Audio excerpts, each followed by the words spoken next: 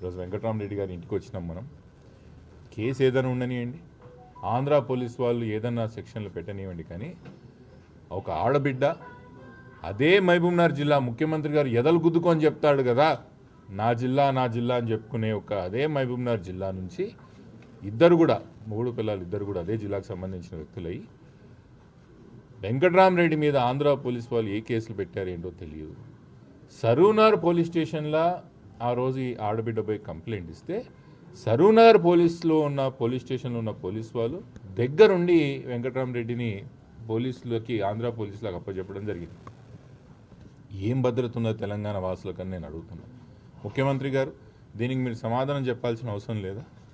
మొదటిసారి వెంకటరామరెడ్డి కర్నూలుకి తీసుకుపోయినప్పుడు చిత్రహింసలు పెట్టడం జరిగింది. 3rd డిగ్రీ పెట్టి విపరీతంగా కొట్టి మళ్ళీ ఏమేమన్నారో ఏమేం చేసినారో తెలియదు, కానీ విపరీతంగా ఆయనని టార్చర్ చేయడం జరిగింది, చిత్రహింసలు పెట్టడం జరిగింది. రెండోసారి అదే వెంకటరామరెడ్డిని తెలంగాణ పౌరుడిని కాపాడాల్సిన బాధ్యత ముఖ్యమంత్రి గారికి మీకు లేదా అంటున్నా నేను. మీరు మా నాయకులు కాదా? ఈ రాష్ట్రానికి మీరు ముఖ్యమంత్రులు కాదా? శాంతి భద్రతలు మీ దగ్గర లేదా? లా అండ్ ఆర్డర్ మీ దగ్గర లేదా? మీరే కదా కాపాడాల్సింది. ఎట్లా అప్పచెప్పించిండ్రు? మీ పోలీసులు ఎట్లా అప్పచెప్పిండ్రు? రేపు వెంకటరామరెడ్డి ఒకవేళ నిజంగా రేపు అక్కడ ఎన్కౌంటర్ అయినా లేదా ఇంకోటి ఏదైనా భౌతికంగా ఏ హాని జరిగినా కూడా దీని బాధ్యత ఎవరు వహిస్తారంటున్నాను.